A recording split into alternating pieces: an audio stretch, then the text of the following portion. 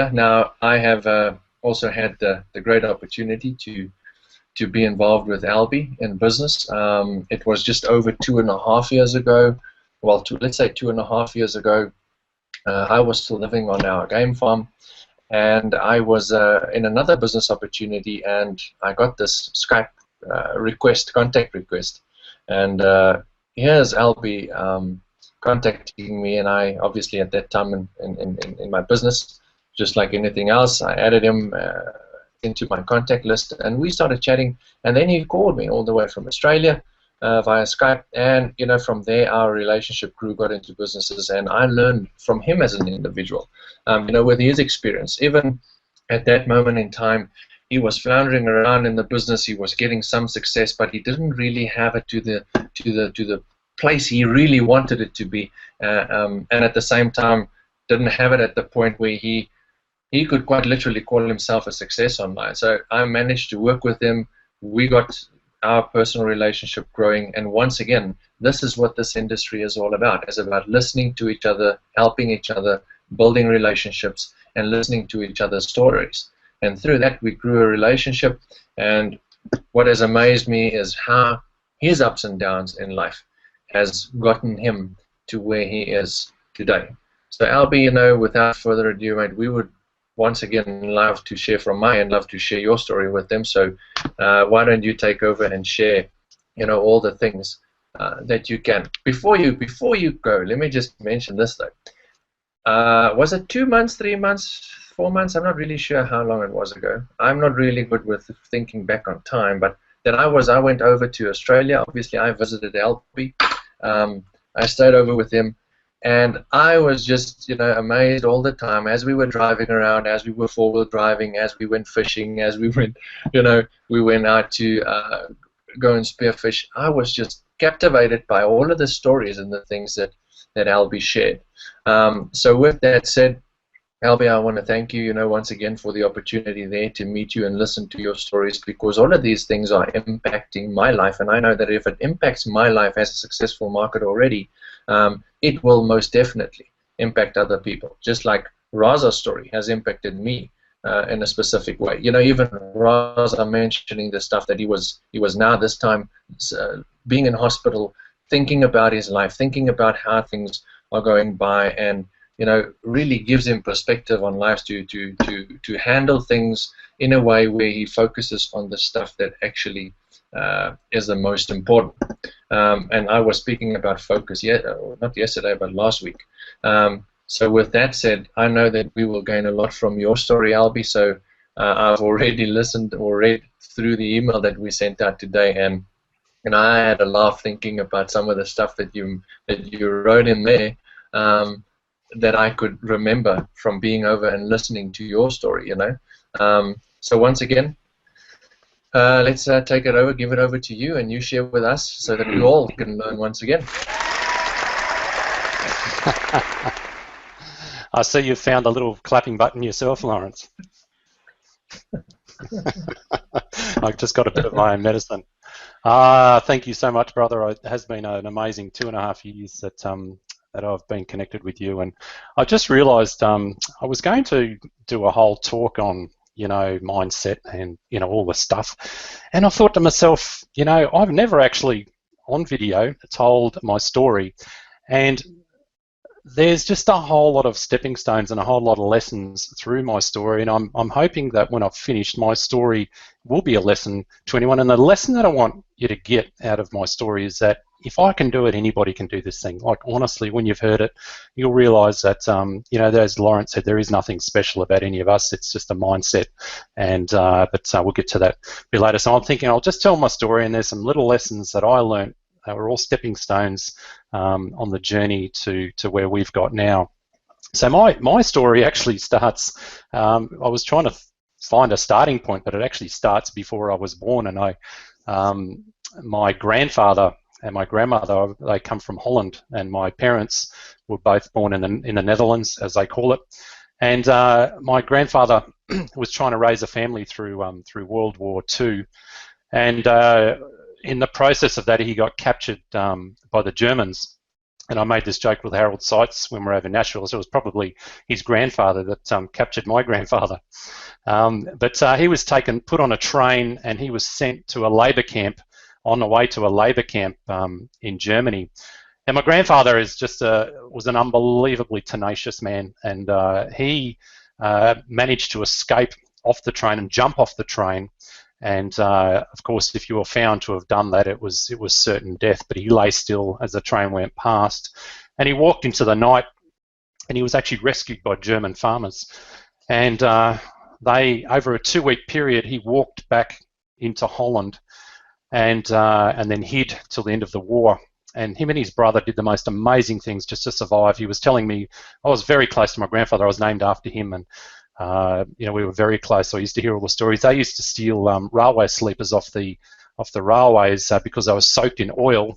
They made really good firewood, and they would chop them up and then sell them for firewood just to get their family to survive. And that was another that was punishable by death as well.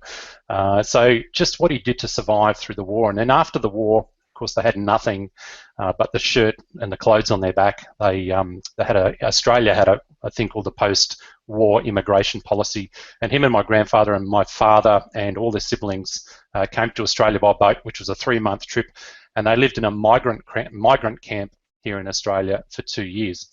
And then my mother and father obviously met each other. My mother, her family came from almost identical background, came over from Holland, her parents, and they met each other at it was a church camp.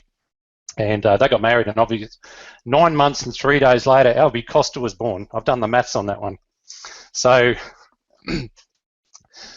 I grew up in a wonderful home. My mother and father were exemplary parents. They were just wonderful people. My father and my grandfather and my uncle all got into business, and they started a construction business, a high-rise construction business, and that became a huge business. And I guess for the first 13 years of my life, I very rarely saw my dad, because he would get up at 3 o'clock in the morning and he would come home at 7 or 8 o'clock at night, and that routine would go for 6 days a week. And on the Sunday, we generally sort of went to church, and we would come home and we'd have lunch, and then my father would have an afternoon sleep, and then Monday it would all happen again. So for about the first 12 or 13 years of my life, that's all I saw of my father. But I remember my father saying to me, and his work ethic, and my grandfather's work ethic, and my uncle was just unbelievable. What they did to support their family was they just gave everything they had. And I remember my dad saying once, he says, you've got to work like it's all up to you, but you've got to pray like it's all up to God. And I've never forgotten that saying. You've got to work like it's all up to you. You've got to pray like it's all up to God. And he also told me, he says, this world owes you nothing. He said, if you want to make it in this world, you've got to work for it. You don't just sit down and wait for it to fall in your lap. You're going to have to work for everything you've got. And that was a great lesson for me. As I grew up, that sort of work ethic was really instilled into us from a very early age. Anyway, grew up, went through school. Didn't really do well at school at all. I was never interested in school. There was only 2 things that I did. In fact, there was only 2 things that I did well in at school. One was I was always very good at English, and I was very good at creative writing. They were pretty much the only 2 skills I learned.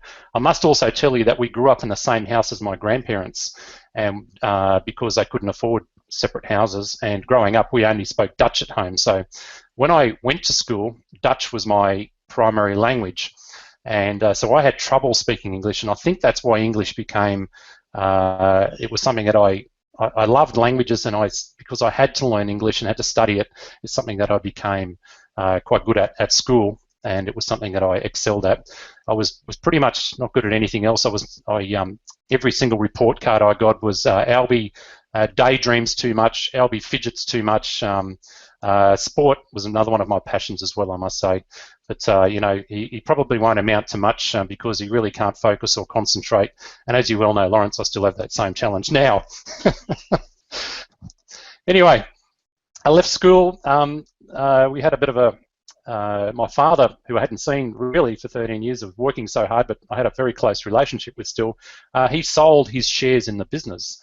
And he decided the first thing that he was going to do was take us around Australia on a trip for 12 months. And so we embarked on this trip around Australia. It was the first time that I could spend every hour of every day with my dad. And it was just, it's still one of the absolute highlights of my life. One whole year traveling around Australia with my dad. And when we got back from that trip, my dad never went back into big business. He started his own small business, which was at home, so he was there all the time. But I had no interest in going back to school after we got back. I was 14 years old. And on our way around, we dropped into Queensland, which is which is on the east coast of Australia and a little bit further north. And we dropped into my uncle, and we stayed with him for a couple of weeks. And my uncle was a house painter, and he used to paint whole towns in remote areas in Queensland. And he asked me, do you want to come and spend a few weeks working with me? And I said, absolutely, I'd love to do that. Nothing seemed more exciting than heading off into the bush and spending a few weeks out there with the boys. And so I did that for about 6 months. And I got paid some amazing money just as a 14-year-old that I didn't know what to do with it all. And then in my holidays, I actually came down to Sydney. So we came from Queensland down to Sydney, which is where my parents live, and I spent a couple of weeks down there. And at that time, my father was building a factory for a friend of his, and that factory used to produce things like ambulances and police rescue vehicles. They used to build the bodies on the trucks and things like buses and that sort of thing. It was a coach, what they call a coach building business, and he was building that factory. So I gave him a hand for a couple of weeks, and while I was there, the owner of that business approached me and said, would you like to do an apprenticeship? I'd like to employ you as an apprentice. And my father thought that was a great idea. He didn't think there was much future in house painting. And so it didn't take me too long. I said, yeah, that sounds like a great idea. I loved working with my hands, and obviously with my, the need to sort of be moving all the time, that it seemed like a good idea. Now, I started this apprenticeship. I remember my very first pay packet, I got $98. I worked 40 hours and I got $98 in the hand after tax. Even back then, it wasn't impressive. It's certainly not impressive now.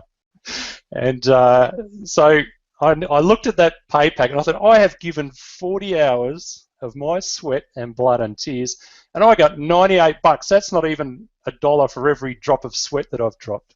So I was pretty disappointed from day one. But I was a hard worker, and I did really well in my apprenticeship. But there was, in the back of my mind, I just thought there's just got to be more than this. I turned up to this factory every day, same blokes, same whinging, same attitudes, and I was like a lion in a cage. There was something inside me. There was a dream inside me that I just knew that I was better than this. I just knew I wanted better than this. I knew that I was working with guys that had done this for their whole life, and I didn't want to be where they were when I retired. There was something inside, but I didn't know what it was. I didn't know, it didn't have any shape or form. One day, I remember I was lying, because I was the apprentice, we used to get all the rubbish jobs, and we used to repair these meat trucks. These meat trucks would come in with their meat truck bodies on top of the truck, and we would actually refurbish these meat trucks, and we would put a new truck underneath them and then drop it on, and they'd wheel out and the whole thing looked like a new truck. But it was my job to actually crawl under those trucks and cut all the bolts off that held those trucks down. And to do that, you would have to crawl up in a really narrow space in between the fuel tanks with a gas torch, and you'd have to cut these things off with a gas torch. And while you're doing that, all these meat juices, which have been fermenting for years, would just drip down onto you, and maggots and smelly stuff. And I remember lying under there. This was a pivotal moment in my life. I remember lying there, and I had this gas torch, and I was cutting these things off, and I was right next to these fuel tanks, and I had one guy there standing with a piddly little garden hose just in case the fuel tank went kaboom, like a suicide bomber.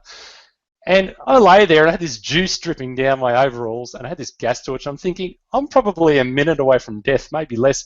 This guy with this hose out there, that may put the fire out, but they'll just find this little pile of ashes, which used to be Alby. And that thought went through. And as I was thinking that, this jet flew over the top. I could hear this jet, and you could see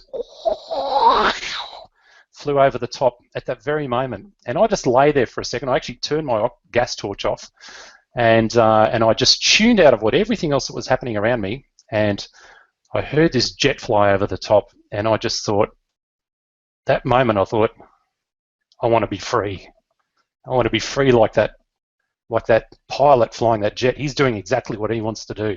That's freedom. He's had a dream to go and fly, and I want to be like that. I want to be like an eagle. I want to fly out of this place. I had this little 18-inch tumble from the head to the heart, and I knew at that point that there was something better for me, and that I wasn't born with a stamp on my bottom that said, you're going to be a factory worker, you're going to be a doctor, you're going to be this. We were born with the freedom of choice. And I actually had a little tear in my eye while I was lying there. Sorry, I do get emotional because it was the moment in my life when I just knew that I was going to do something more than just work in a factory for the rest of my life. And I made a choice that day that I was going to do something. I still had another 2 years left in my apprenticeship, and I would fulfill that because I'd made I was obligated to do that. And I worked hard during that next couple of years, and I gave it everything I got. But I could tell the very day that my apprenticeship finished, I walked out of that place a free man with a dream in my heart. And I didn't know what was going to get the vehicle that was going to get me from where I was to where I wanted to get to. But the very first thing I did was I started my own little engineering business, a little welding business. My dad had a workshop next to the house. My father and mother were always supportive of my endeavours. They gave me the tools I needed, anything they could do to help me. They were amazing people. And I started this little engineering business, and I worked that thing hard for a year, and it did extremely well. I was making 10 times what I was making as an apprentice, and I made enough money to head off on a trip. From any of you Australian guys watching this, you'll know we were organising a trip to go from Sydney through to the Northern Territory. I had a cousin that lived in the Northern Territory. On our trip around Australia, I'd fallen in love with the lifestyle of the Northern Territory. If you're not in Australia, you will know the Northern Territory because that's where Crocodile Dundee and all that filming was done, up in the Northern Territory. So if you know Crocodile Dundee, you'll know that's the area that I'm talking about. So it's a very wild, beautiful place, and my cousin was living there. So I organised, I actually bought a four-wheel drive that had rolled over in an accident, and I actually repaired that vehicle. And me and my mate, we took a 2-week trip to drive up to the Northern Territory, and then I was supposed to come back, and I can tell you that I spent 13 years up there.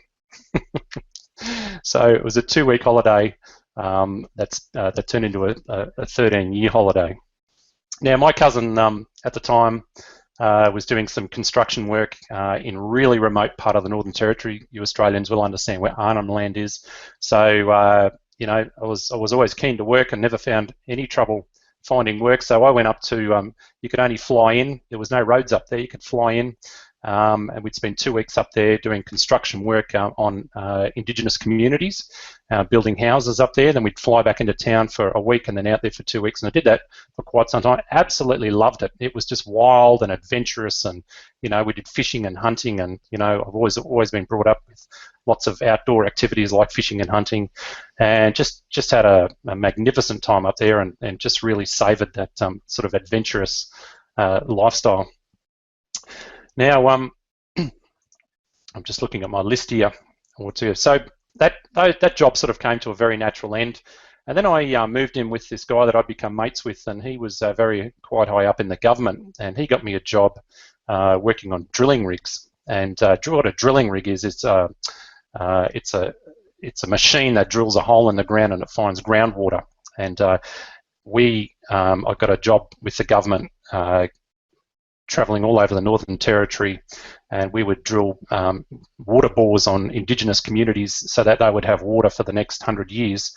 Some of those holes would be up to 300 metres deep and would take up to 2 weeks to drill, and it was the hardest work I'd ever done in my life. It was unbelievable, and to do that, you had to be able to drive big machinery. So I was only, I think, 18 or 19 years old at the time, maybe 19 years old, and I went from car license to road train license in 2 weeks. Now, what a road train is, if you've seen a semi-trailer, well, it's at least 3 times the size of a semi-trailer. and they can even get a lot bigger than that. So that's the starting point, 3 times the size. And I, at the age of 18 or 19, went from car license to road train license, and I drove these big we had to haul all this drilling gear out into the bush on this thing. Sometimes, I mean, we're talking not on the main road, we're talking through the bush. We'd get 6, 7, 8 flat tyres a day, and we'd have to change these tyres. When I say change the tyres, it's not pulling a wheel off and putting another wheel on. It was pulling the tube out, putting a new tube in, and putting a new tyre on the rim in 37, 38 degree heat. It was just the hardest work, but again, it was exciting for a young guy. It was adventurous, and I loved it. And it was around about that time that I met Rachel. I remember I went to when I was in town, I went to some church function, and I remember seeing her for the first time, and I was like, "Hubba bubba, that's the one I got to have." Only problem is she was engaged to a doctor at the time. And I asked her, I said, "You married yet?" And she said, "No." And I said, "Okay, so there's still half a chance then." And I just started chipping away. I mean, I'm not proud of this, but I knew what I wanted, and slowly started chipping away at her little heart. And anyway, the winner takes all. Oh, that sounds terrible, doesn't it? Oh, dear. So I met the little lady, the love of my life, and she's still the love of my life now. And we did eventually get married at age 23. I got married, which was a wonderful day, and she's been so faithful and so wonderful. And I'll talk a little bit more about her later. Just after I got out of the drilling rig industry, I started my own panel bedding business. Now, I don't know what they call a panel bedder in the USA. It's where you repair car panels. And as part of my trade as a coach builder, if you could build coaches, you supposedly should be able to repair them as well. It was just something I needed to do for a bit of a cash flow, so I started this panel bedding business, and it really never made much money. Rachel, she was a registered nurse, and she, it was sad sometimes. I had a couple of guys working for me, and I remember on every Thursday she would get paid, and she would pull her pay out of her out of the bank, because they didn't have ATMs back then, and then she'd come and give it to me, and I'd pay my guys with her pay. That's how much money my business was making. So it really wasn't doing all that well at all. So that was just a little moment. Then while I had the panel bedding business, I met this guy who I became very, very good mates with, and I'm still very close friends with today. And him and his family owned a funeral home. And there's only, in the Northern Territory, this is up in Darwin, there's only 2 funeral homes up there, and they have the largest one, and they'd been there since the 60s, a family established business. And he asked me if I wanted to come and work with him. They needed some sort of strong, fit, good-looking guys, strong and fit anyway. And they would do they would work with the coroner's department. So my job with the funeral home was, whenever there was an accident or a suicide or somebody had passed away, it was my job to go with the coroner and actually go and remove the deceased and then bring them to the mortuary. Now, that was quite interesting in itself.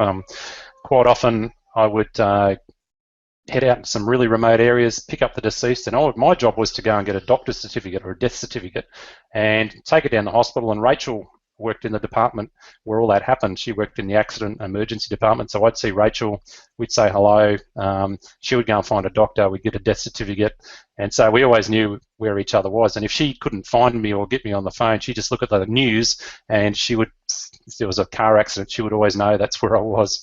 So it was quite interesting. We didn't have any children at that time. Anyway, interesting. I did that on and off and part-time for about 7 years, and it was professionally interesting. I think if anybody said they enjoyed that sort of business, there's something wrong with them.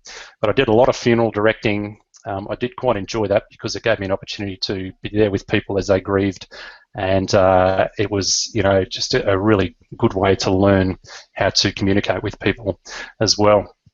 Now, around about that time, this guy from my church asked me if I was interested in looking at a business, and I still had this dream of breaking out of the rat race, breaking out of this, trading hours for dollars mentality.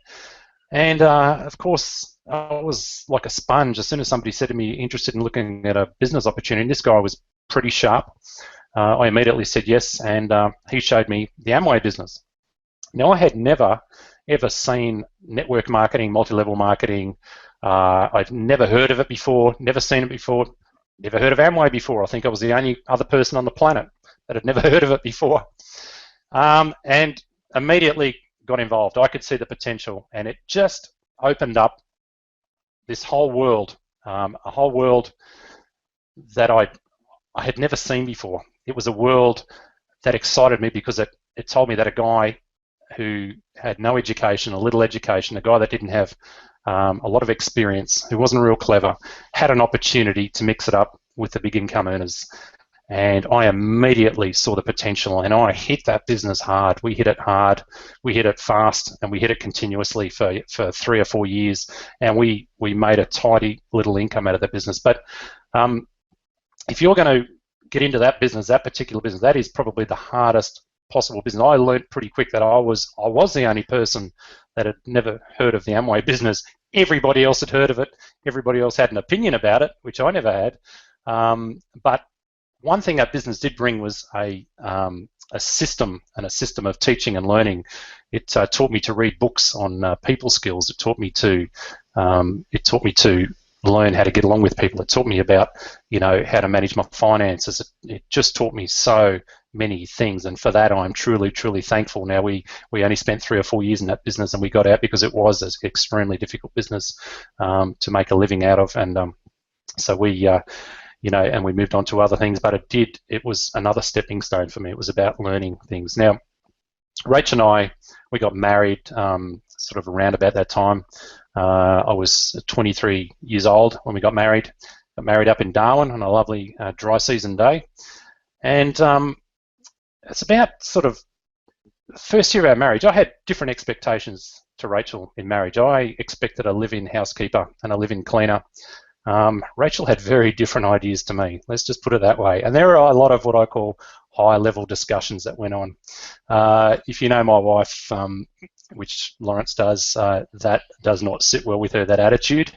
And I thought I was right. That was my mentality at the time. Anyway, it was another landmark moment in my life. I was actually out fishing with a mate of mine in our four-wheel drive, and we were driving back from our fishing trip. And his name was Murray, and we ran out of fuel. It was my incredible, impeccable planning that led to that event, attention to detail. And anyway, we had to go walking for miles and miles to go and find a fuel stop. And on the way, you get talking, and I'd known Murray for quite a few years. Actually, Murray ended up becoming a good friend of mine.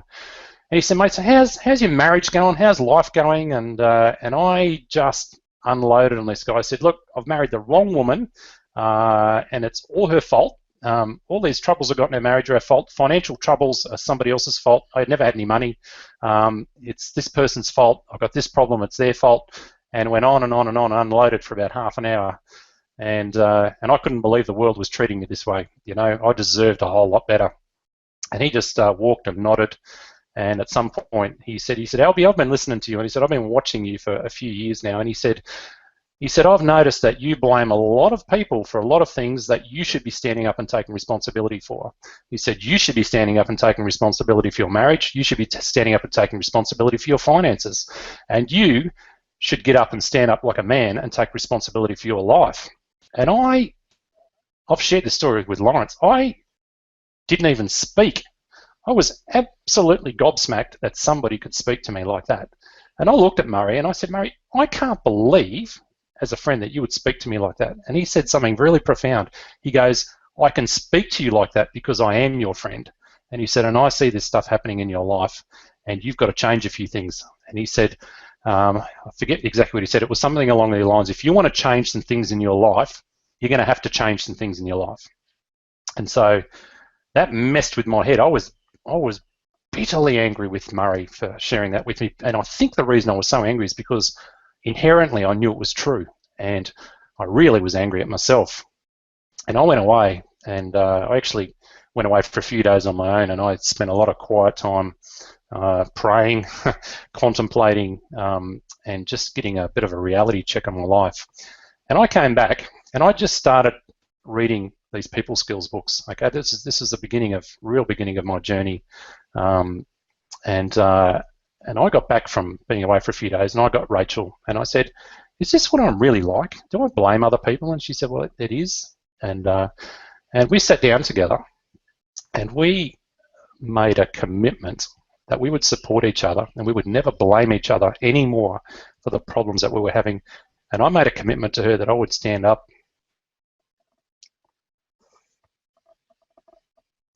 and take responsibility for my action. And I'd have to say that was probably the most significant step in my journey to any success that I had in the future. Now, as you'll hear, it wasn't all roses after that, but it was the first significant step in my personal growth, where I stood up and I took responsibility for my actions, and that if it was to be, it was up to me. It wasn't up to someone else. You know, I wasn't going to put my future in someone else's hands anymore. I was going to stand up as a man and be a husband to my wife. I was going to be the provider that she believed she'd married.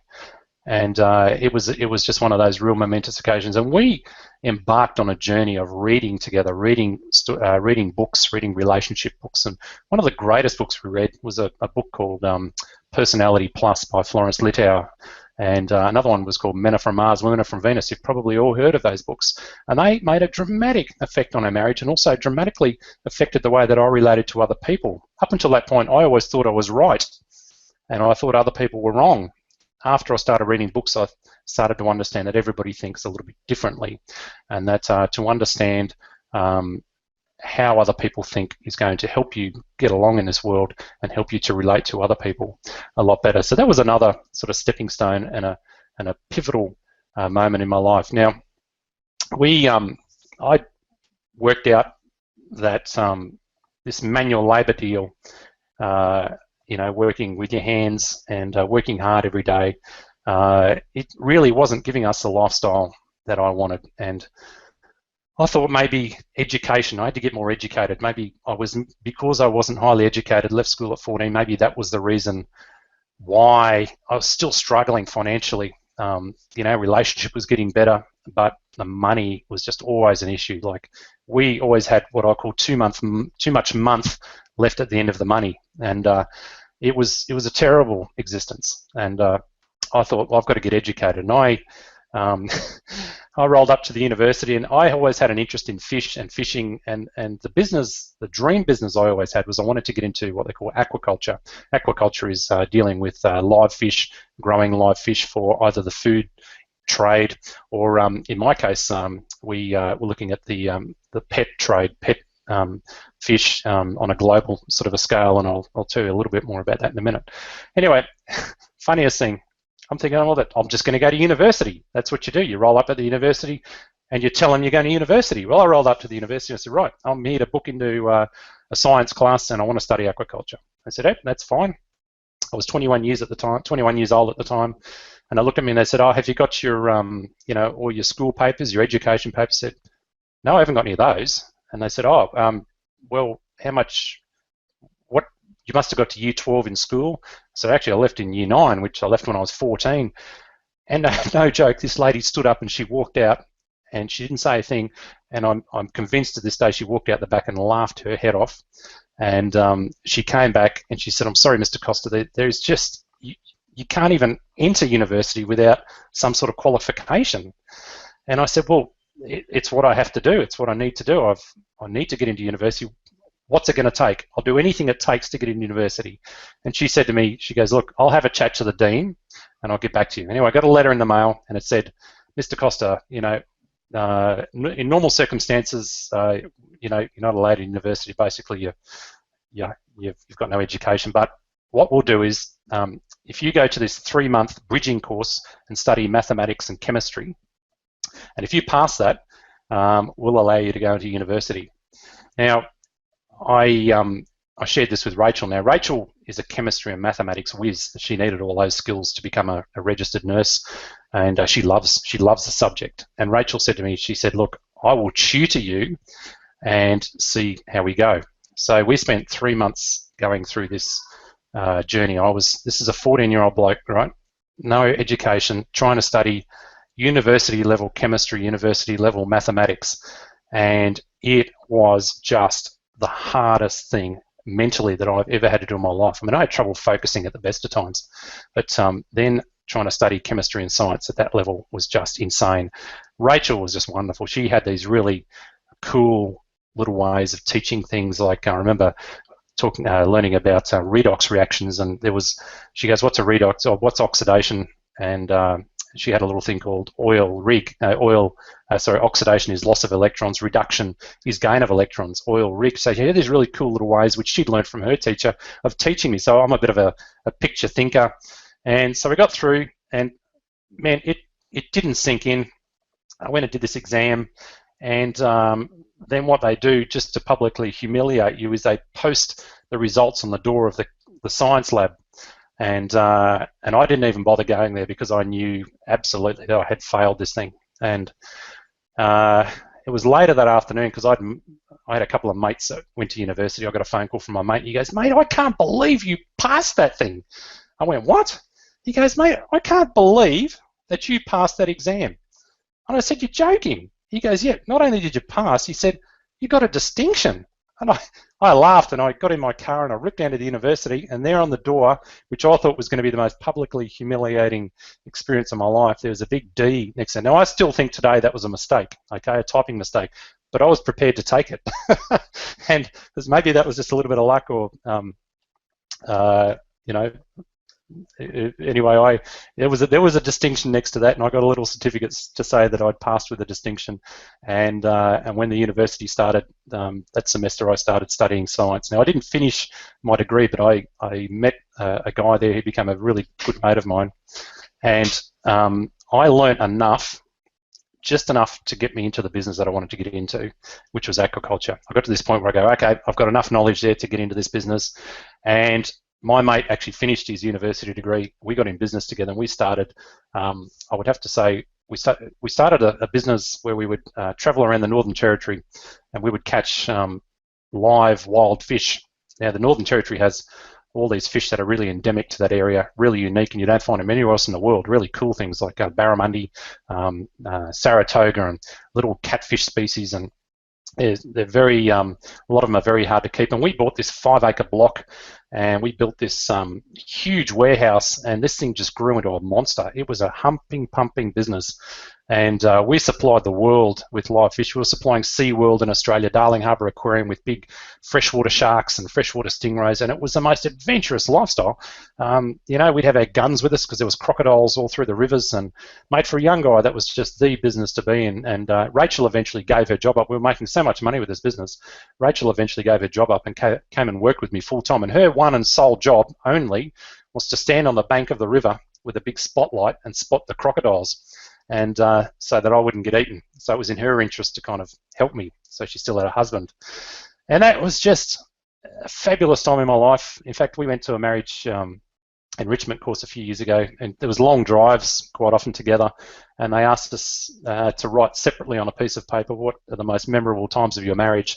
And remember, we'd started reading books by this stage, and our marriage was really close, and we'd started to communicate on a great level, and our marriage was just growing stronger and stronger. And we both wrote independently that those drives to and those rivers and back again was some of the greatest memories of our marriage, because we just got to talk and listen and bask in each other's presence. I didn't have any children at the time, and so it was just a wonderful time in my life. And we built that business up, and as I said, I was in partnership with my friend from university. We ended up employing quite a few people, and that was a 24/7 business. Really, really wonderful business. Loved it. We had an opportunity to sell that business, and we had an offer made on the business, and so we sold it, and we made a lot of money. We sold the property. We sold the business as a separate entity, and by the age of 26, we owned multiple properties. We owned our own car. We didn't owe a cent in the world, and I thought that I'd arrived. I really did. We were also invited by the local Christian school to move into a very large house and look after 9 Papua New Guinea boys, which on a sort of a cultural exchange program, and they were going through year 11 and year 12. And so Rachel and I were also looking after these 9 Papua New Guinea boys. So we had no rent to pay, no phone bills, no power bills. It owned everything. Mate, life was just fantastic. And I spent my days just exercising. I used to swim 100 laps every day, you know, go to the gym, run around the block. It was fantastic. But, you know, it's one thing to make it, it's another thing to keep it. And over the next couple of years, I don't know, it just kind of all got whittled away, all that money, because, you know, I really hadn't learned money management skills yet. And so it just kind of mostly got frittered away. And over probably the next 10 years, we pretty much lost everything that we had just through bad management, or through my bad management. I can't really blame Rachel for that one. Anyway, I got interested in doing other things, and I got into the finance industry, and I actually ended up spending quite a bit of time over in South Africa, which just suited me fine because I could speak, you know, Old Dutch quite fluently. Afrikaans came quite easy to me, and so I just sort of fitted right into that culture. And I still, you know, I was almost going to move to South Africa, but they all told me it was a little bit dangerous at the time. So we stayed in Australia, and as it turns out, most other South Africans are living here as well, except for Lawrence, who's going to turn the lights out when he leaves. And that company that I was working for actually folded up in a really big way. And I lost all my superannuation, which is your retirement fund. That all went down with it. And I really excelled in that business. Again, I had learnt to get along with people, and selling finance packages was just a walk in the park by that stage. And you know, but again, everything sort of fell into a heap, and we lost all that. So it was, you know, onto the next phase of our life. Around about that time, my mother passed away, and we moved from the Northern Territory down to Sydney, and we sort of lived in with my father for 5 years, lived in Sydney. And my father and myself and my brother, we started up a security business, and we had, I think, about a year of just incredible growth in that business. And then the whole industry changed. There was a big American company, you Americans, and bought up all these Australian companies, and we missed out on all these commissions, and we ended up just folding up the business. We didn't lose everything, but we had to fold it up because the money was no longer in that industry. And then my brother and my father sort of went separate ways. My father was pretty much retired at that stage. And about that time, my brother bought a computer. That was the first time that I'd ever sat behind a computer, and I sat there watching him, and I saw the internet for the first time, and I immediately saw the potential to build an online business. All I could think of was I can reach a lot of people at the same time. This internet thing could just create a lot of leverage for me. Now, my brother actually showed me how to turn it on, and I spent probably about a year just playing around with it. Didn't have my own computer. I used to go on his computer because he lived next door. And I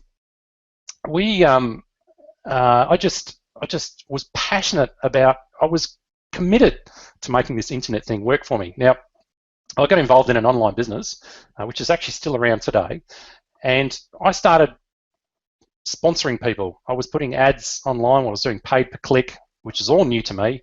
It was completely different industry back then. Paid per click was completely different than that it is now. It was highly effective back then, and it was. And we built. At the same time that I was building it, I actually came across a guy who lived in Adelaide, and this guy he rang me up one day, checking the business out we're in for somebody else. He was like a bit of a, a backyard lawyer, and a lady had approached him about the business and said, can you check this out for us? He was ringing me up to see if it was a scam and everything like that. He ended up joining the business we're in, and it turns out this guy used to be the marketing manager for Mitsubishi in Australia. He was also a local media personality in Adelaide. He used to call the races. This guy had it all, 3 Rolls Royces and the cars, the whole bit, and he was a marketing bonanza. Now, even though we were quite different, he was very much an offline guy, I was very much an online guy. He was just marketing brilliant, and we joined forces, and he just went out there and was putting full-page newspaper ads for our business, and we built this enormous network of people. We had, I think, within 6 months, we were making about $20,000 a month. Now, this is when the Australian dollar was about 50 cents to the US dollar. So it was good income.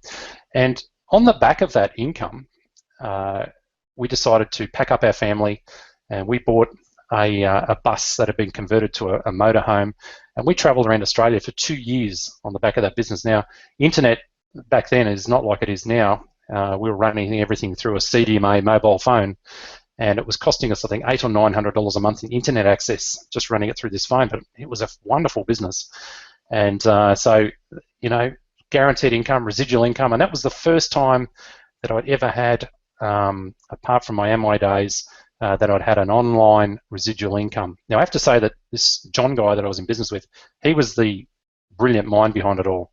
I was, because I knew how to use the internet a little bit, I was sort of the technology guy, which is an absolute laugh now when you talk to David Dunford or Lawrence, thinking I was a technology guy. But you know, it just worked. I had no list. We just put people in, and then the saddest thing happened. We were on our trip, and I got this phone call from one of our downline, and he said, "Oh, have you heard what's happened to John?" And I said, "No." Now, John was a professional guy, really well known, as I said, everywhere. He said, "John's just been arrested for murder," and I'm thinking, my first thought was, "Oh, John, that is brilliant. That is just marketing brilliance," you know. And I'm thinking, I know I haven't heard that, but that's just brilliant. The guy goes, no, turn the news on, and John's been arrested for murder. Turn the news on, and sure enough, he was being arrested for murder. He'd had a fight with his girlfriend, and he'd hit her. She died, and he tried to burn the house down and cover up the evidence, and then he tried to throw himself in front of a truck. It's the saddest story. And then 3 days later, he hung himself in prison. And this is a guy that I'd spent the last 2 years better than anyone, and my whole world just collapsed, I suppose. Our business obviously collapsed because we had all these people. The lady that he had murdered was in our downline as well, and there was big fights between her family, and we got a whole bunch of things levelled at us, or me in particular, was there to pick up the slack and the fallout for all this. And then I was pursued relentlessly by the South Australian Federal Police, who were doing an investigation into the whole thing because I knew him better than anybody. And for the next 6 or 7 months, our life was just hell. It was just horrible. Not only did I have to live with this, the consequences, but also then pursued relentlessly by the police for information on his life was just the most difficult thing, and in some ways seen as a suspect or complicit in that thing. So it was a very difficult time, and we got to the end of our money. I lost my heart for the industry, and I didn't get back online for, I think, about 4 or 5 or 6 years. I sort of got through that emotional state, and I had really missed the residual income side of the business. So I actually got into share trading shares. As it turns out, I wasn't any good at that at all. I did make enough money just to sort of scratch by. While I was trading shares, I got involved in the Forex industry. It's quite an amazing story. I remember going onto a trading platform and seeing this Forex thing. I had no idea what Forex was. A beer. If you live in Australia now, there's a beer called Forex. I think they're trading beer. That can't be a bad thing. So I put $200 into this trade. I came back the next day and it was $2,000 in there. And I just happened to have hit the Australian-US currency pair at an upswing and $2,000 sitting in the account. And I looked at that account and I thought, Alby, you are pure genius. You are a prodigy. You know, you've just like gone in there not knowing anything about this whole trading thing. You are just a genius. And I've learned since that the Forex market seems to lure people in, and they almost always have a little bit of success before they get in there. Now, after that, I lost it all and then some. I didn't lose like a huge amount, but I learned enough to think I'm interested in this. This is something I could get really interested in. I went away and I studied how to trade the foreign exchange market, and this will be interesting, Lawrence. I studied under a 68-year-old South African Jewish guy. Now, I know South Africans don't like losing money. I know Jews don't like losing money. Mate, this guy hung on to every single cent, and he knew how to trade. Okay, it was, and I learnt well, and I learnt how to trade really well. Now, I started opening my big mouth and getting everybody else, all my friends and family, taking their money and getting them involved in it. And after about a year of doing that, it just became an enormous mess. Now, it was about this time that Scott Caporal came into my life. Actually, it was a few years before, but Scott sort of joined forces with me in the Forex trading. And I remember about 3 years ago, we were on a family holiday, and I was watching the charts, and we had about $670,000 of my money, friends' money, and family's money sitting in these accounts. And the Euro US took a massive downturn. And Rachel and I watched over an 8-hour period while we're on holidays, every single cent disappear into cyberspace. $670,000 of money disappear into cyberspace. And we sat there with tears in our eyes. We tried to borrow money, making phone calls, borrow money, plug money in there, throwing good money after bad. I mean, we borrowed money on everything, our car, our house, everything. And over an 8-hour period, it just lost a lot. In fact, we put so much money into that thing. I remember the place where we were staying was only about an hour north of here. We had to go through the ashtray of our car to find enough money to put fuel in the car to get back here. Now, at the same time, while I was on that holiday, I did my back in, so I could hardly walk. I had to get my nephew to drive me home. And when we got home, we found a letter from we were actually renting at the time. We found a letter from our landlord saying that we had to move out of our house because they were going to move back into the house. And so here I am laying on bed, couldn't move. We were very fortunate that somebody in our church found a house for us to move into, and they understood our circumstances and were prepared to work with us till we got back on our feet. And so I had to watch as everybody else moved my house. I felt completely and utterly useless. And no sooner had we moved into the house within about 2 or 3 weeks that I'd started to develop pains in my side. And one night was rushed to hospital, and I ended up having what they call septic gallstones. So not only did I have gallstones, but I had blood poisoning to go with it.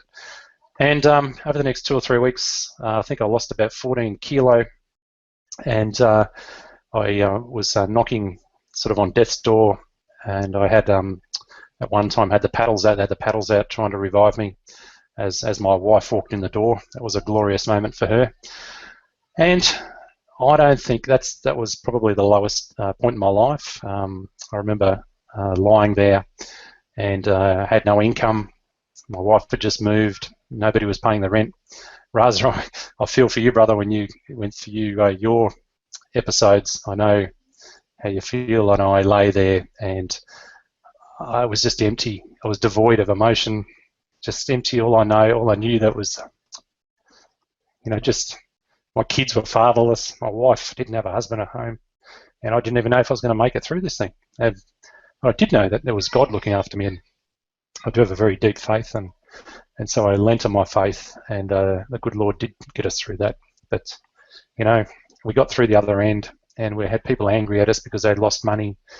Even while I was in hospital, and people knew I was in hospital, they were sending me nasty messages about the money they'd lost, and it was just the worst thing.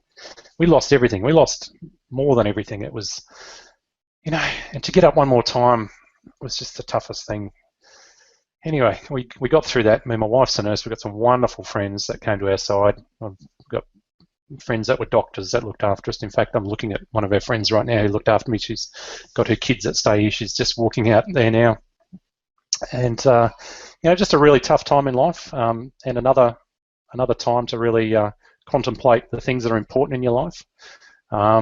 It's those times when you find out who your friends are, I guess, and when you peel all the layers back, you find out the things that really are important. And I know it's not money, it was my family, it was my faith, and it was my friends.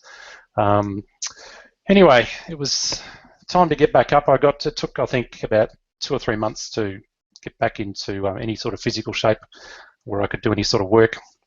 And quite out of the blue, one of my neighbours came and saw me, and we were just chatting, and he worked out that in many years ago, 20 years ago, that I'd had a truck driver's license, and he said, "Is that still current?" And I said, "I have no idea." And I looked at my truck driver's license, and once you've got a truck driver's license, it's current forever.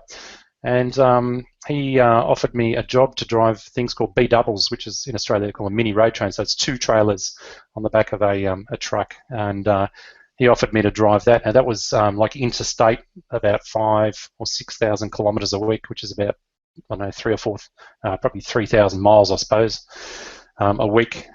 So I jumped in this truck because I had to make some money, and I just had to pay the rent, which we're way behind on at this point. And I started driving this truck, and I decided just to turn my truck into a university. And so I would stick motivational things on. I would, I'd have my computer sitting on the passenger seat of the truck, and I'd have a wireless mouse on the driver's seat, and I would just be looking for things to get into. I thought, the one success that I've had online has been, multi-level internet marketing, and I had a bit of a natural affinity towards that industry, and I loved it. And I thought, well, I'm going to try and get back into that. And I tried 3 or 4 different things. Scott and I tried a couple of things. We sunk a whole bunch of money in there. They fell flat. And but man, that truck just became a university. We just, I stuck everything that I could into that CD player. I was looking at this computer, trying to get something going. And I finally ran across a business which started to work, and it was around about that time that I bumped into Lawrence. Lawrence had a training program, pretty much like our step-by-step stuff with Karatbars. He had a training program for that particular business. I was in the business, but not in his business. And I had watched a couple of his YouTube videos. At that time, I'd stopped driving the B doubles, which was for about 6 months. And I realised something pretty quick. I had a $670,000 debt, and there was no hourly rate that was ever going to pay that debt back in my lifetime, or my kid's lifetime. And so I had to find some leverage, and I had to build a business, and I had some serious motivation. And I said to my wife so many times, I said, darling, I said, just want to declare bankrupt so we can just move on. Clear the slate. And it means we can just get on, we're legally covered. And she looked at me, she goes, that is never going to happen. She goes, number one, I know you can do it, and all you've got to do is just get up and fight one more day. We're going to pay back every single cent that is owed and that people have lost. And you're going to get up, pull your pants up, pull your boots up, and then just get on with it. Here comes a lovely lady now. Anyway, and it was just the hardest thing because, you know what, I'd just about lost my fight, and there wasn't a lot left in the tank. But just to hear her say, you know, you can do it. You need just someone to believe in you, just one person. And she said, you know, just get up and fight one more day. And I'd spend 2 weeks in bed without getting out, just so depressed sometimes. And she just, you know, she would suffer that and get through that with me and just say, get up and fight one more day. Just get up and fight one more day. And it was while I was going through all that and trying to build this online business somehow, trying to find some traction, trying to find some leverage, trying to find a way out of this dark tunnel that I was in. You know, I was having debt collectors turn up at the door. You know, we lost our house, our property. You know, it was then I ran into Lawrence and I said, Lawrence, I remember Lawrence, do you remember the long email I sent you about telling you where I was at? And I sent an email to this guy. I said, can I plug into your training? And I sent Lawrence a snapshot of my life and where I was at. And then I got on a Skype call with him, and he was just so compassionate. And he said to me, he goes, you know, he said, mostly I just wouldn't take people by the hand. But he goes, I know you're going to do this. And he said, if you do everything I tell you to do, then I'll help you. He said, if you do everything it takes, I'll help you. And I said, I'll tell you, I said, I've got nothing to go back to. And he just, he was so faithful as a friend, and he encouraged me through the lowest times. And I worked my backside off. He taught me how to build a list for the first time, and he taught me how to focus on one thing, just focus on one thing, build a list and focus on one thing. And I remember hearing a story by a guy called Andy Andrews, just talking about the story about Cortez. And Cortez was a famous Spanish general, and the Spanish had been fighting the English for hundreds of years, and they'd never managed to conquer the English. And Cortez rolled up one day and he said, I've got a secret weapon. And he said, I guarantee if we go to war with the Spanish, we're going to beat them. Everybody wanted to know what it was. He wouldn't tell them. He said, I'll tell you when we get there. Anyway, they jumped in their boats. There was 1,000 boats, went over to England. And I forget how long it would have taken them. They got to the beach and they pulled the boats up on the beach, and then Cortez, everybody gathered around Cortez and they wanted to hear his secret plan. And he told them, he said, go and burn the boats. And they looked at him and they said, what do you mean burn the boats? That's how we're going to get home. And he goes, no. He said, we're going home on their boats. And the moral of that story is just shut the back door. Don't give yourself an easy out. And I got to a point when I met Lawrence where my boats were burnt for me, and only way back was going to be on someone else's boat. And so Lawrence and I just worked so closely together. He tapped me into line when I needed tapping into line. And over the next 2 years, we built up businesses, we lost them. I think 5 or 6. I was telling Lawrence a few weeks ago that I went through my bookmarks list and I took off about 7 different bookmarks, which were all businesses we'd been involved in. We built these networks, and then the business would collapse. We built these networks, and if Lawrence was already financially independent at that point, I wasn't. And it was just so disheartening. There was one business we put over 14,000 people in our downline. Many of you guys will have been in that business. And we were making amazing money, and just every time I got a little bit of traction, just as I got my head above water, these businesses would collapse. And not only did we lose credibility, but it was so disheartening. And I would say to Rachel, I just cannot do this anymore. And she just kept saying, just get up and fight one more day. Just fight one more day. And then eventually, during that process, I heard about Karatbars through John Pike, who I'd met through one of our other businesses, and he said to me at the time, look, you should probably look at gold. And I sort of dismissed it, but I did say to John, this is about just over a year ago now, I said to John, it was actually over about 18 months ago now, I said to John, I don't want to get in the gold business. What we were doing at that particular point was actually working for a period of time. But if I ever do, I'll get back to you and I'll join up with you.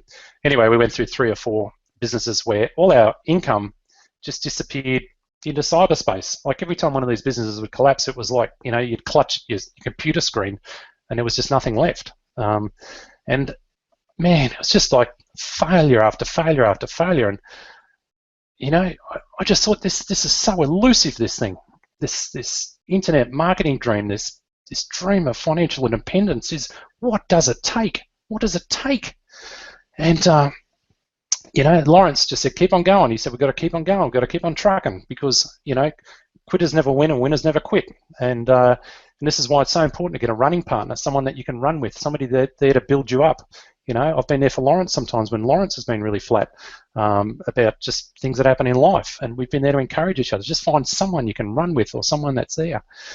And we eventually got into one other business before Karatbars, which has just absolutely flourished, but it still is a software, a digital business, and we thought to ourselves, you know what, we need to hedge this income with something that's real, a physical product. And we got into the Karatbars business. I joined up with John. I showed Lawrence in about 2 minutes because he's a really clever guy. He said, yep, that's a business for us. And you know what? I'll tell you what that aha moment was for me. It was when I looked at the Karatbars business and I looked at the fact that you were just swapping one asset class for another asset class. You were swapping paper for gold. And then at some point it dawned on me that if the business collapses, like all of these other ones had done to us, then people were still left holding the gold. They were still left holding the asset. So tell me where the loser was in that. And I said to Lawrence, I said, this is it, mate. Like, it doesn't matter whether we put 1 million people into this and the business collapses, because they're all still left holding the gold. You may lose your immediate residual income, but you're still left holding the asset. And of course, that's not going to happen with this business. We've since then met the owner, become friends with the owner of the business, plus all the top leaders, and this is a solid business.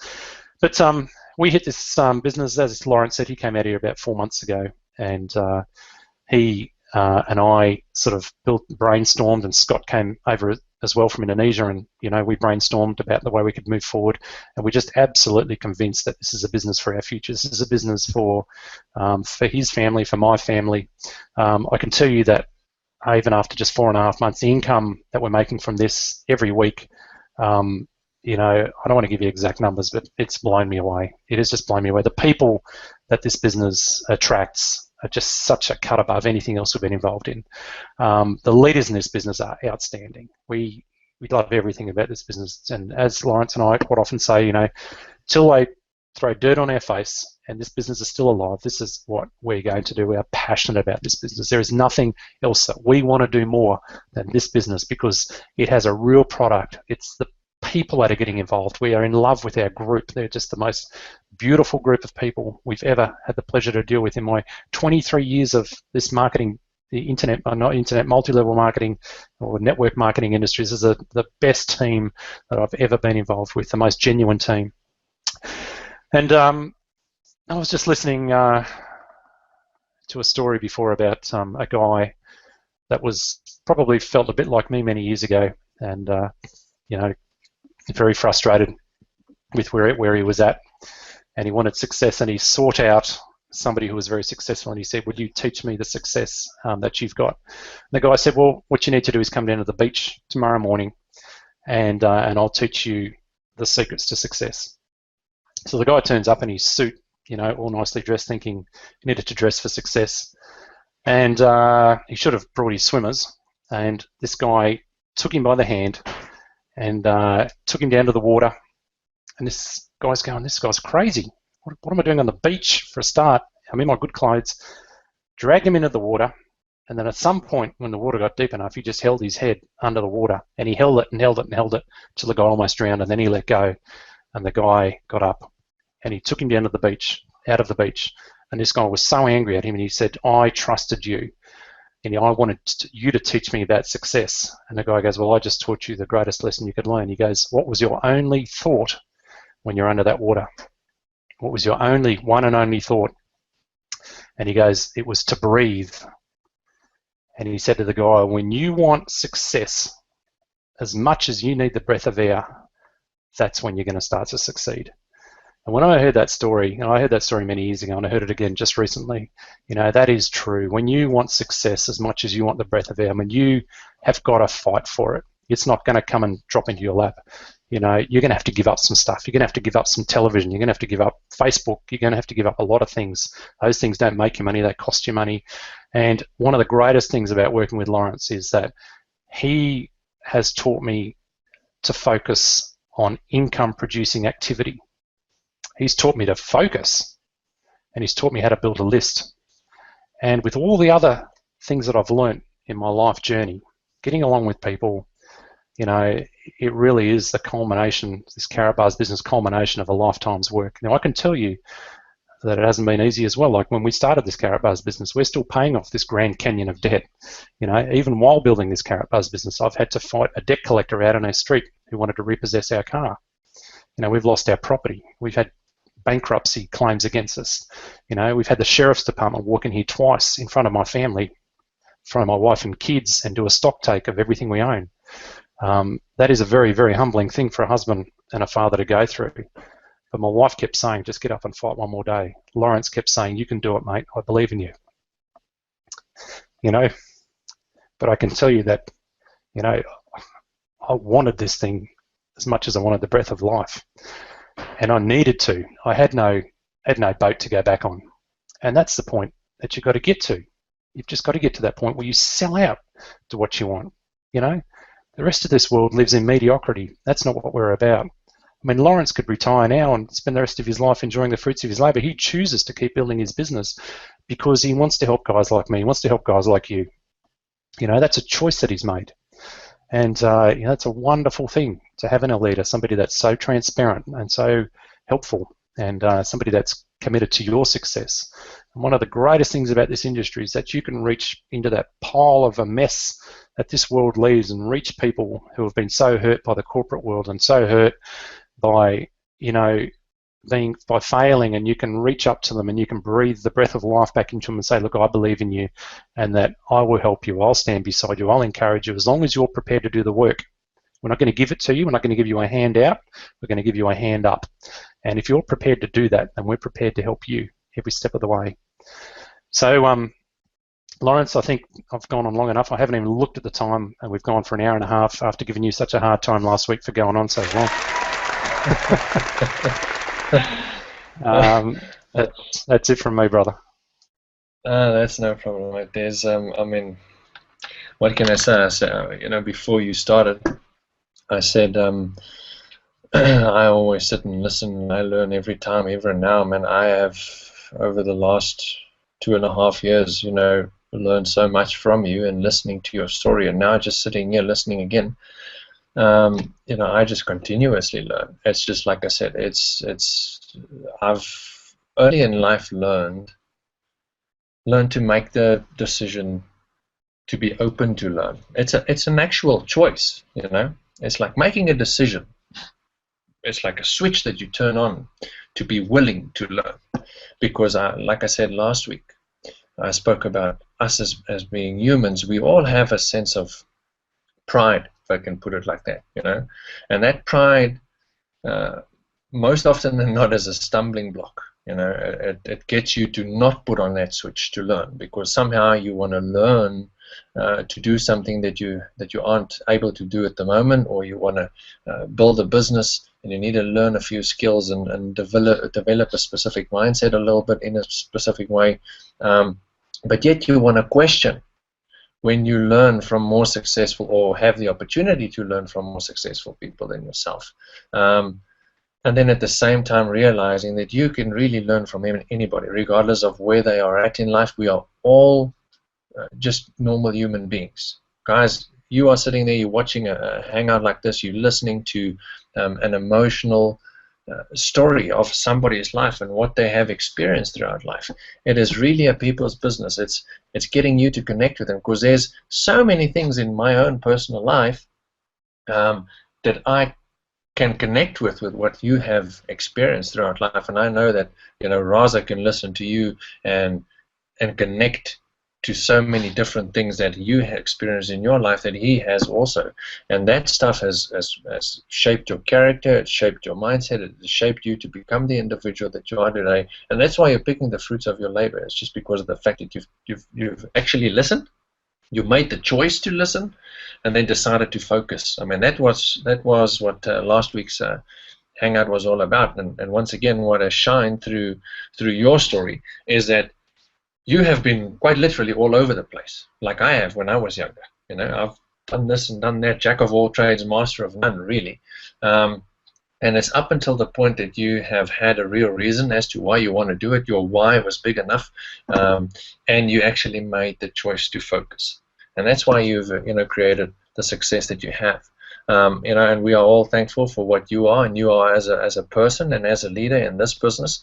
So many people look up to you. I mean, I've seen while I was over in the United States at this latest Karatbars event, how people just flock to you, how, when you talk, people actually do listen. And that is, it doesn't come from nowhere. It comes from your experience and you being an individual that once again makes the decision to grow your business, be focused, be a people's person, not a people's pleaser, but a people's person. There's a big difference between the two, and what can I say but just thank you for what you have shared once again. Like I said, I have once again learned, a lot from what you have shared. The fact that, there's emotional things just attest to the fact that you are real, that you are human. Unfortunately, like I said last week, it's funny how many times I run back to last week, because there's so much things that connect with what you shared tonight than what I covered last week. With regards to the fact that, unfortunately in this industry, people are like really sales people and sales orientated, where in fact this whole industry is about us being a group, being a team, being human, showing that we're real, sharing your story, sharing the fact that you are just flesh and blood and that we are all experiencing the same things regardless of where you live in the world. And once you really start focusing and zooming in on that, it's funny how you start making the right decisions. And one of those decisions is to really start focusing on one business, one form of marketing your business, and becoming just proficient at that, not looking at anything else. And like I said last week, focus is is saying no to everything else that is good, because there's a lot of good things that come past you, and you just need to focus on that. And since you made the decision to focus, everything started falling into place. And I'm thankful for you, and thankful for you as a leader, and for you as an individual sharing your story. I'm sure that there's people that will connect with your story, just like there's people that would have connected with Raza's story. So from my end, I thank both of you for once again being on this hangout. It's been a pleasure listening to you and learning from you. Is there anything from your end that you wanted to just touch up on or finish up on before we basically close out this hangout? I guess I've spoken a lot about the trials and tribulations, but I should just spend a few seconds just sharing some of the glory moments just over the last few months in particular. I've been sharing with Lawrence. I've told you we had a mountain of debt, the Mount Everest of debts all over the place, and some very nasty people turning up at our door and all that sort of stuff. And Lawrence keeps telling me, he goes, mate, that's in the past. Come on, just keep focused on the forward. I'm happy to report that even just last week, I was talking about this with Lawrence, is that we just in 1 week we managed to fix up one $11,000 loan that we'd had, another $14,000 loan that we had, and then another $5,000 loan, all in the 1 week. We managed to get all those out of the way. And our list, I have a list of and I have a list of all the money that I owe, and every week that list gets smaller and smaller and smaller and smaller, and I can't even imagine the day, with the amount of income that's coming through now, I can't even imagine the day when that income comes through and there's no debts to pay. We live on about 10% of what we earn because all the rest of it just gets put into this black hole. But guys, I can tell you that this business is so worth doing. It will exceed, you're going to have to work hard for it. You're going to have to work hard. But you tell me anything out there that's worth doing that you don't have to work for. And I can tell you that it's worth the effort. It is so worth the effort. It will get you, if you stay focused and you listen to the leaders and you stick with that step-by-step plan, it will happen, and there is light at the end of the tunnel, and I can tell you it's not a train coming the other way.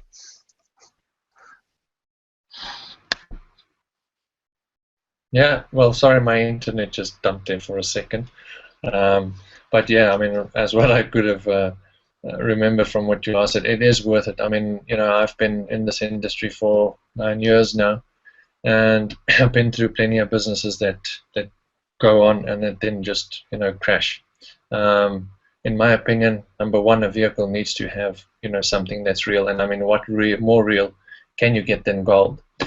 Fortunately, like I said, like you mentioned in your time when you shared your story, was the fact that we personally met the owners and the leadership of this company, which just, I mean, what more can we say than from all of my experience and everything that I've been involved in, you learn through your failures. You learn the traits of what you see in businesses when they come up and when they just vanish into thin air.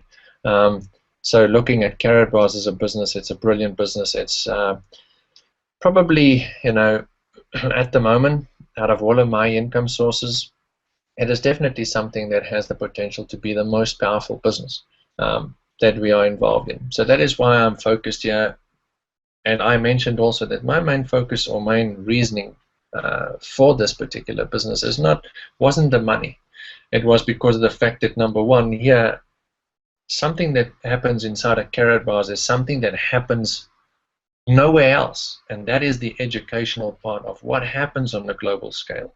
It opens up your mind and shows you the reality of what is happening on a global scale when it comes to all of these scams, all of these governments being corrupt, everything, because a lot of people aren't really up to date with that, if I can put it like that. So in a sense, it frees you, because more knowledge you have, it's like the Bible says, knowledge, we know that knowledge, if you have knowledge and you don't apply it, it's useless. But the truth, if you know the truth, you start learning about the truth, then it starts setting you free. And that comes to the point of it's useless to make a bunch of money and not being able to number one, manage it, protect it, and grow it at the same time. And that is why Karatbars is a good business, because it does that on a financial side of things, as well as basically educate each individual as to what is happening. Because funny enough, suddenly when you get into this business, you start paying attention to what is happening on a global scale. You start paying attention to all the corruptness and all the scams and all the things that is coming as the world is quite literally falling apart on a weekly basis. So with this business, I am so thankful for it to be here. I'm thankful for the people in here. It is 100% the truth, like you said, that this business is just getting a different type of person, and it's really getting an individual that understands where things are going as far as on a global scale and why they should be involved in this business. And it's so much different. And we actually enjoy building this business because the people that get involved here are just so much different than the experiences I've had personally with other businesses. In other businesses, we have experienced more people that wanted handouts, like you say, instead of like handouts in a business, and really they know that they needed to and work and grow in, just like anything else that is worthwhile in the end, in life. So once again, from my end, I just thank you guys for being here. Those of you who attend the webinar, I hope you learn something and actually take notes. I would most definitely listen to this whole hangout again, because just like anything else in life, the more you watch it, the more you read it, the more you see it again, the more you learn. And you never know when that breakthrough will come, because the second time you listen to something, you actually hear something that you just didn't hear the first time, or there's just a light bulb that goes on. And it's funny how just one sentence from somebody can change your whole mindset, can change your whole view, can change your whole committedness, if I can put it like that, towards something. And getting to that point of where that happens is the place where your life will start changing, and money will start coming faster than you know what to do with it. I mean, it just amazed me when you sent me that Skype message this week, with just banging out those debt. And that's what this business is about, and this industry is about, and what this team is about. It's about helping people, creating lifestyle, building freedom, getting out of debt. It's about really, truly freeing individuals. That is the reason, or should be the reason, why you got involved here in the first place. It's because you want a specific goal, because you want to live a lifestyle that you do deserve. And I want to tell those of you that are still not 100% sure that you can do this, or 100% sure that you deserve this, I'm telling you that you deserve this. And if I can do it, if Alby can do it, if Raza can do it, and there's so many others that have these stories where when you look at their lives, you should think, well, this person is never going to live in freedom, and then actually attaining success. If they can do it, you most certainly can. It's just you making a decision. The only thing in life that affects your life is the decisions that you take. You make the decisions that negatively affect your life, or that you decide that you're not going to commit, or you decide that you're going to look at everything else and be unfocused, then you can't expect results of becoming an individual that crushes your debt, live in freedom, travel the world, do whatever it is that you want to do, and at the same time look after your family and even people around you, because that's just been a blessing to us as well. Being able to help other people outside of my immediate household. So with that said, I don't want to ramble on. I want to just thank you guys once again for this evening and for your stories, because I most definitely learned. And if I, as a successful individual that's already free as far as lifestyle goes, can learn from you, then I'm most certainly sure that other people will learn from you too. So once again, thanks Alby, thanks Raza for your time here. Alby, is anything else you want to touch up on? No, just thank you for getting up at 2 o'clock in the morning and being so committed and so faithful to this team, and just for being such a great friend. And you know how I feel about you. So I love you, mate. Yeah, guys, thanks, mate. Thank you for having me on. Appreciate that. All right, thanks, Raza. Thanks for being here. All right, guys, we're going to close up this hangout. We'll see you in the room and see you next week. Cheers. All right, great. Thank you. See you, everyone. Bye-bye.